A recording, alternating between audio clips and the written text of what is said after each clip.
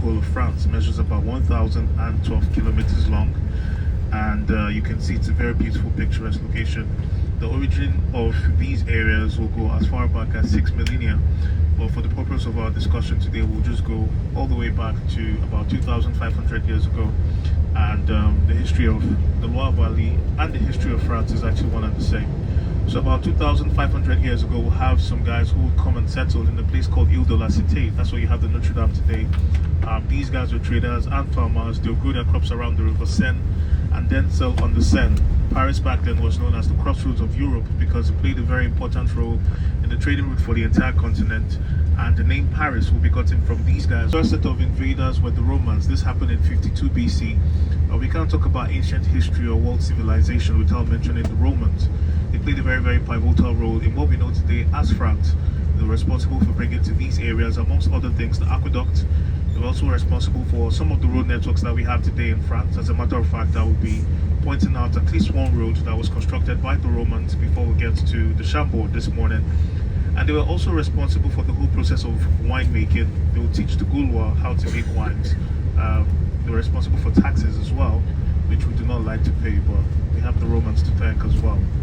So the Romans will have an epic battle with these guys in a place that some of you have been to, but you didn't know that this is where this whole battle ensued.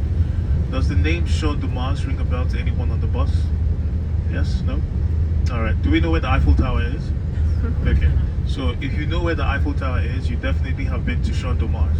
Alright, it's this very huge property right in front of the Eiffel Tower where people go to sit back, relax, watch the Eiffel Tower lights come on at night. Sometimes people have picnics there.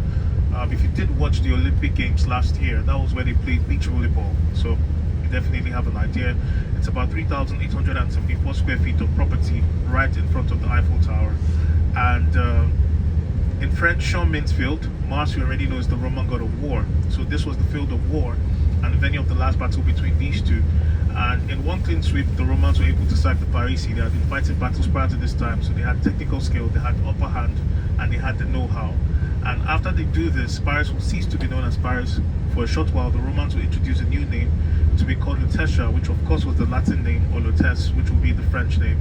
Now the Romans will keep on conquering more lands and more regions, but in the 5th century, we'll have the fall of the Roman Empire. And before that happens, we know that the empire was divided into two parts, with the east headquartered in Constantinople and the west in Rome.